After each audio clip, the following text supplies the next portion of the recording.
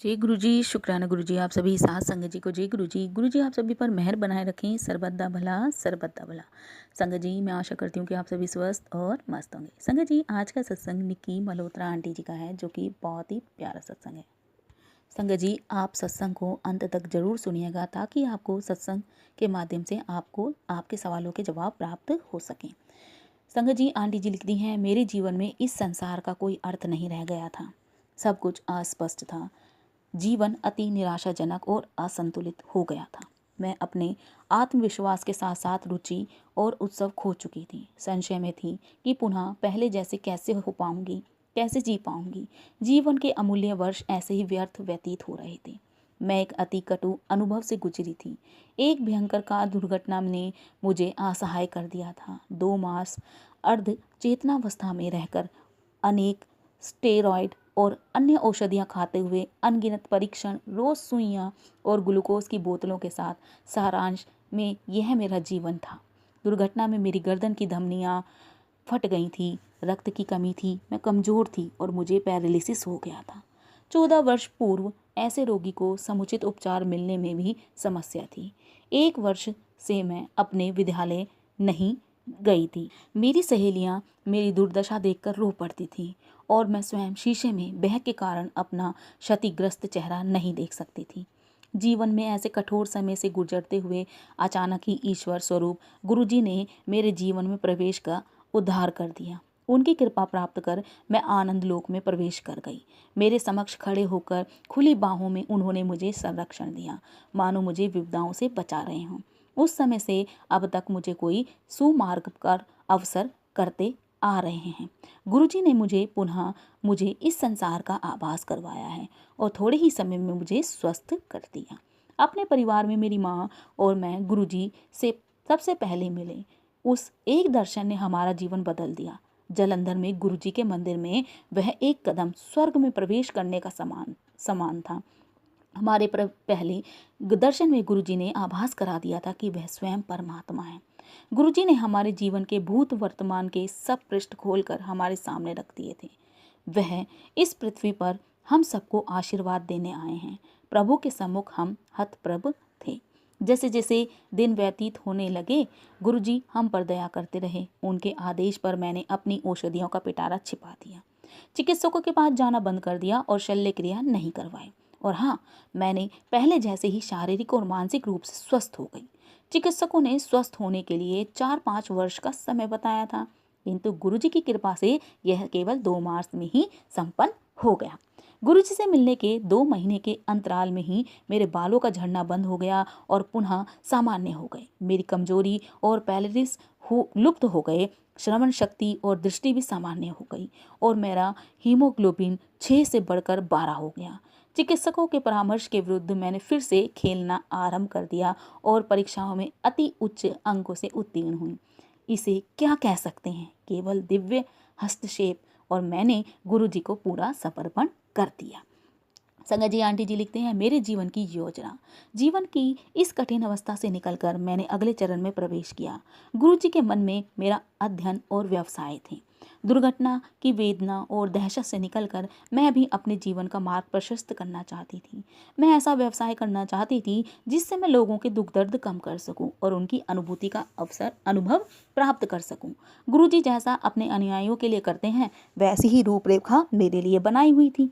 गुरुजी के आशीर्वाद और दिशा दर्शन से मुझे बिना औपचारिक अध्ययन किए बेंगलोर के एक महाविद्यालय में फिजियोथेरेपी के पाठ्यक्रम में प्रवेश मिल गया। मैंने अपनी पढ़ाई सरलता से पूरी की और उसे समाप्त कर अपने प्रशिक्षण के लिए दिल्ली के सर गंगाराम चिकित्सालय में कार्यरत हुई। मेरे वरिष्ठ सलाहकार देश के सबसे अच्छे नेत्र विशेषज्ञ थे, जो अखिल भारतीय आयुर्विज्ञान संस्थान के निर्देशक भी रह चुके थे। मेरे ऐसे सुनियोजित व्यावसायिक पथ पर गुरुजी ने सदा मेरा ध्यान रखा था। इससे पहले कि मैं कोई योजना बना पाती, गुरुजी ने मुझे फिजियोथेरेपी में पोस्ट ग्रेजुएशन करने को कहा। मैंने यह पाठ्यक्रम क्रीड़ा और अस्थि रोग में किया। गुरुजी के पोस्ट ग्रेजुएशन करने के आदेश के पश्चात प्रवेश के लिए आवेदन देने के लिए केवल 3 दिन शेष थे। मैंने उनके दिशा निर्देशों का पालन किया और सही कार्यवाही करती रही। इस समय मेरे माता पिता मेरे साथ नहीं थे और मैं घर पर अकेली थी। मेरे नितंब हिप पर एक फोड़ा हो गया। जिससे वह सूझकर मुझे शैया पर लेटने का भी बाध्य हो रहा था। अकेले और अत्यंत पीड़ा सहते हुए मैं कुछ करने में असमर्थ थी। मुझे विश्वास था कि गुरुजी मेरे साथ हैं। गुरुजी की संगत के सदस्य उन दिनों घर आते रहते थे। मैं गुरुजी के सत्संग करती थी और घाव बढ़ता गया। चिकित्सक के देखकर आश्चर्यचकित थे। उन्होंने उस फोड़ने का परामर्श दिया था, किंतु जिस भांति वह सूख रहा था उसके कारण से वह सब अनजान थे। संगत जी, आंटी जी लिखती हैं, जीवन साथी की खोज। यह एक ऐसा विषय था जिसके बारे में सोचने में मैं काफ़ी कतराती थी। मुझे इतना कुछ करना शेष था, अपने आप को सिद्ध जो करना था, किंतु मेरे प्रभु गुरुजी ने मेरी भलाई के लिए मेरे जाने बिना ही मेरे जीवन के बारे में सोचा हुआ था। तो 27 वर्ष की आयु में उन्होंने मुझे विवाह करने के लिए 1 माह का समय दिया। यह अवधि मेरे लिए विवाह के बारे में न सोचने के कारण स्तब्ध करने वाली और अत्यंत कठिन थी। तथापि गुरुजी की दया से यह सब कार्य सहजता से होते गए, जैसे स्वयं ही हो रहे हों। मेरे परिवार के सदस्यों ने वर के लिए, जिसे मैं जानती थी, हाँ कह दी। गुरुजी ने हमारे पास आकर मेरे विवाह से मात्र 20 दिन पहले मुझे पहले भेजा था। इस छोटे से समय में विवाह की सब तैयारियां और सामान्यतः 2-3 महीनों में होने वाली थी, वो जो कि हो गई। गुरु कृपा से विवाह भी बहुत वैभवशाली ढंग से संपन्न हुआ और उसके हर अंग में उनका प्रभाव स्पष्ट था। सब अतिथियों ने वातावरण, भोजन और सजावट आदि की अत्यधिक प्रशंसा करी। विवाह होते हुए गुरुजी ने संगत के एक सदस्य के माध्यम से संदेश भेजा कि हम दोनों जीवन भर के लिए साथ रहेंगे। इससे बड़ी और कौन सी भेंट हो सकती थी। जब गुरुजी ने जीवन के सबसे महत्वपूर्ण निर्णय को अपना आशीर्वाद दे दिया है तो चिंता का कोई प्रश्न ही नहीं उठना है। विवाह स्थल पर कोई विशेष वर्णन करना अनिवार्य है। सामान्यतः दिल्ली में विवाह स्थल बहुत पहले आरक्षित करना पड़ता है, क्योंकि अच्छे स्थानों की सदा कमी रहती है। यद्यपि मेरे विवाह में समय की कमी थी, उचित स्थान मिलने में कोई अड़चन नहीं हुई। अशोक होटल के बारे में गुरुजी ने मुझे 12 वर्ष पूर्व बताया था, किंतु 11 वर्ष की आयु में मैंने उस पर कोई ध्यान ही नहीं दिया था। गुरुजी के साधारण से कहे हुए वचन भी अनुयायी के प्रति उसके मन की वास्तविकता दर्शाते हैं। मुझे यह भी ज्ञात हुआ कि उनके अनौपचारिक रूप से कहे गए शब्दों में भी अत्यंत गूढ़ ज्ञान छिपा रहता है और उनको कभी भी सुनकर अनसुना नहीं करना चाहिए। मेरे जीवन का आधार गुरुजी हैं और सदा रहेंगे। मैं ऐसा परिवार चाहती थी जहाँ पर वह इसे समझ सकें और सदा मेरा साथ दें। मेरी ननद, सास और मेरे पति सब गुरुजी में विश्वास रखते हैं। मैं गुरुजी की आभारी हूँ और उन्होंने यह सब संभव कर दिया है। गुरुजी अपनी कृपा दृष्टि हमारे परिवार पर करते रहते हैं। भले ही वह मेरे पति, उनका व्यवसाय, मेरी ननद व अन्य ससुराल के सदस्य या पारिवारिक शांति की बात हो, वह जीवन के प्रत्येक पहलू को छूते हैं। दूतावास जाए बिना ही वीसा मिलना, गुरु संपत्ति के लेख, मेरे पति के व्यवसाय के मार्ग को सरल करना, गुरुजी सदैव हमारे साथ हैं और रहेंगे। संगत जी, आंटी जी लिखते हैं, परिवार का ध्यान। दुर्घटना के पश्चात मेरे माता पिता अत्यंत विचलित हो गए थे। उनका जीवन अस्त व्यस्त हो गया था। उन्होंने अपनी बेटी को एक कटु मानसिक आघात से गुजरते हुए देखा था। मेरी माँ का जीवन मानो थम सा गया था। उनकी प्रत्येक क्रिया मेरे इर्द गिर्द घूमती थी। अति सौम्य और हंसमुख स्वभाव वाली मेरी माँ मानसिक रूप से अत्यंत विचलित हो गई थी, किंतु गुरुजी ने मेरे माता पिता को आश्रय दिया जिसकी उन्हें अत्यधिक आवश्यकता थी।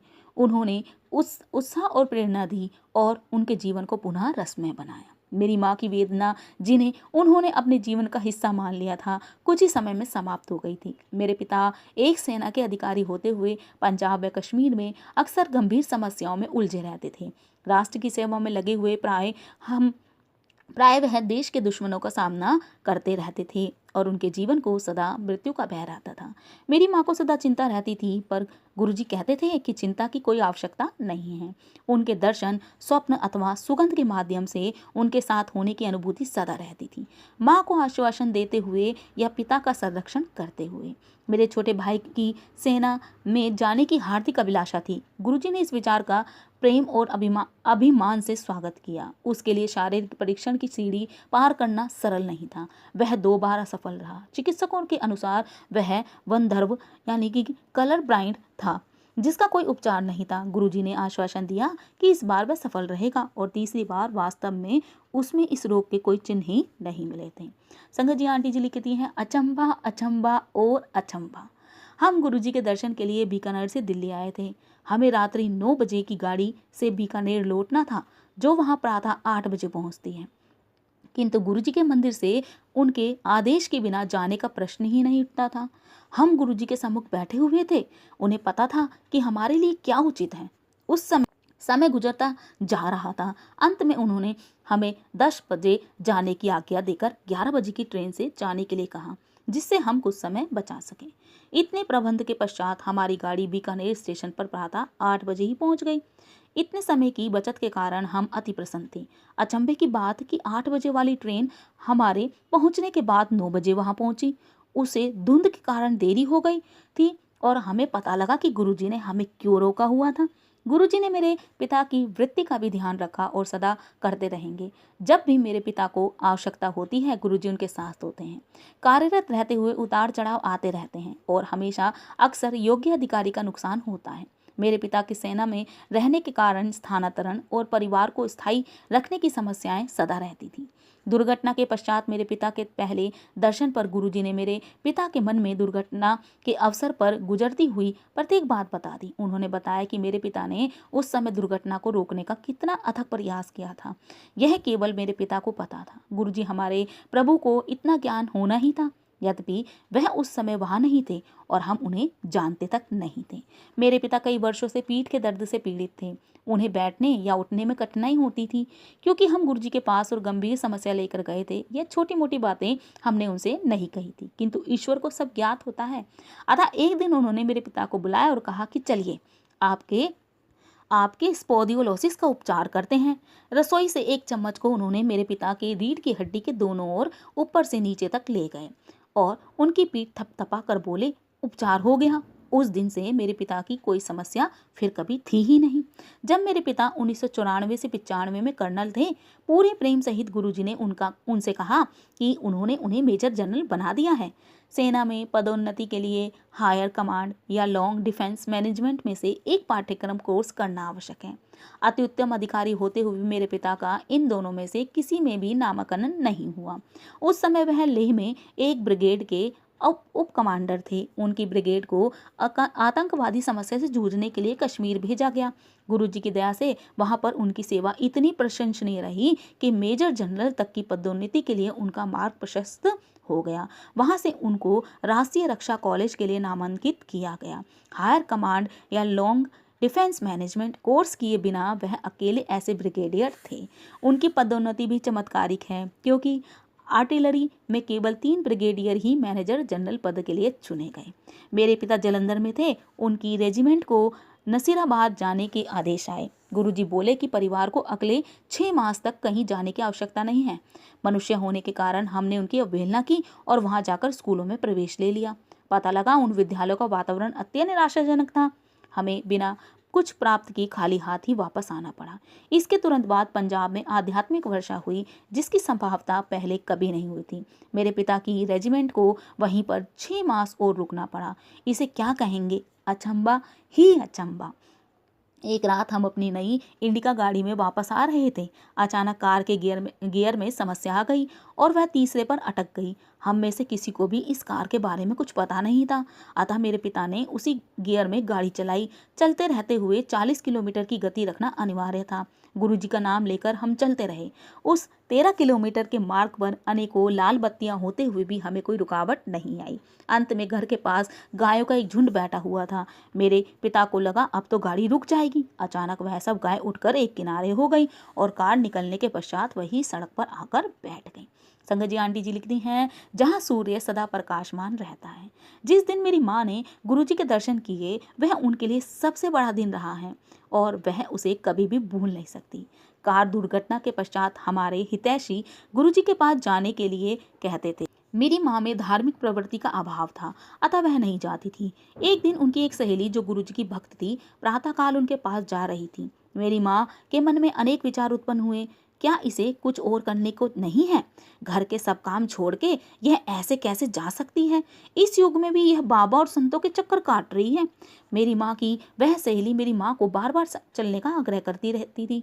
अतः मेरी माँ ने सोचा कि आज उनके साथ जाकर वह काम भी निपटा लिया जाए। मेरी माँ उनके साथ 2 बातों को मन में बिठा कर गई। वो बार बार कहती थी, पहली की आस्था आवश्यक है और दूसरी की वह सर्वज्ञाता है। जब वह गुरुजी के पास पहुंची तो उसने तो अपने आसन पर बैठे हुए अद्वितीय स्नेह और प्रेम उस जीवित मूर्ति का दर्शन किए जो नश्वर की श्रेणी में कदापि नहीं थे। कई मास की व्यथा के पश्चात मेरी माँ ने शांति से सांस ली।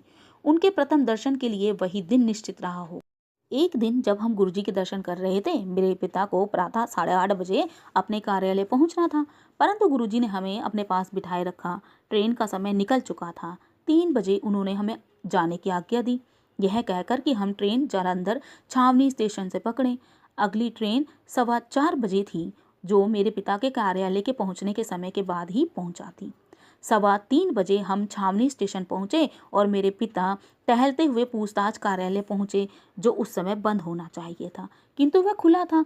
उन्होंने जब 4:15 बजे से पहले अंबाला की ओर जाने वाली किसी ट्रेन के बारे में जानना चाहा तो खिड़की पर बैठे हुए लिपिक ने उत्तर दिया कि एक विशेष ट्रेन सिग्नल होने की प्रतीक्षा कर रही है और वह अंबाला जाएगी। मेरे पिता ने हम सबको जल्दी से अंदर बुलाया और उसी समय उस ट्रेन में भी प्लेटफॉर्म पर प्रवेश किया। हम शीघ्रता से ट्रेन में सवार हो गए तो देखा कि डिब्बा बिल्कुल खाली था और संभवतः पूरी ट्रेन भी खाली ही थी। सुरक्षा के लिए हमने डिब्बे को बंद कर लिया। जब ट्रेन चली तो उसमें कुछ भी सामान्य नहीं था। जालंधर से अंबाला तक की यात्रा उसने इतनी तीव्र गति से पूरी की मानो वह पटरी पर ही नहीं अपितु हवा में उड़ रही है। जब कुछ ही घंटों में हम अंबाला पहुंचे और मेरे पिता ने स्टेशन मास्टर से पूछा कि वह कहाँ जा रही है, तो उसे उसके बारे में कुछ भी ज्ञात नहीं था। कल्पना कीजिए कि एक स्टेशन मास्टर को अपने स्टेशन पर आई ट्रेन के गंतव्य के बारे में कुछ पता ही नहीं था। स्टेशन से बाहर निकलते ही हमें चंडीगढ़ की बस मिल गई और उससे हम 40 मिनट में वहीं पहुंच गए। वहां पहुंचकर उसके चालक ने बस अड्डे न जाकर यात्रियों को एक गोल चक्कर पर उतार दिया और किसी भी यात्री ने विरोध नहीं किया। बस के इस बदले हुए मार्ग से हमें पिताजी के कार्यालय के निकट ही उतरने का अवसर मिल गया। मेरे पिता ने चालक से विनती करी तो उसने 15 मिनट के बाद हमें चंडी मंदिर के द्वार पर उतारा। जब मेरे पिता ने मुख्यालय के वाहन विभाग में फ़ोन किया तो वह सोच रहे थे कि यह अति शीघ्र उनके चालक को ढूंढकर उसे भेज देंगे, जिससे उनके समय की बचत हो जाएगी, किंतु दूसरी ओर से फ़ोन उनके चालक नहीं उठाया।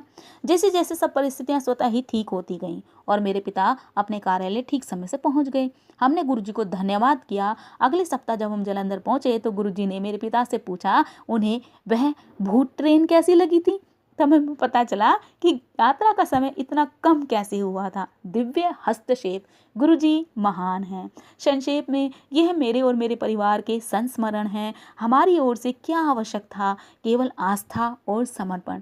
क्या उसकी आशा करना बहुत अधिक है? गुरुजी हमारे सम्मुख हैं, वही परमात्मा है। समय रहते हम इस तथ्य से अवगत हो जाएं तो अच्छा रहेगा। हर मिनट हर सेकंड चमत्कार से परिपूर्ण है। कहने को अभी भी बहुत कुछ शेष है। सबको आकर इस आनंद में संसार और प्रभु प्रेम को प्राप्त करना चाहिए। वह हम सबको बुला रहे हैं। हम किसकी प्रतीक्षा कर रहे हैं? जय गुरुजी, शुक्राना गुरुजी। गुरुजी संगत जी, मैं आज अपनी वाणी को यहीं विराम दूंगी। जय गुरुजी, शुक्राना गुरुजी। ओम नमः शिवाय। शिवजी सदा सहाय। ओम नमः शिवाय। गुरुजी सदा सहाय। जय जय गुरुजी।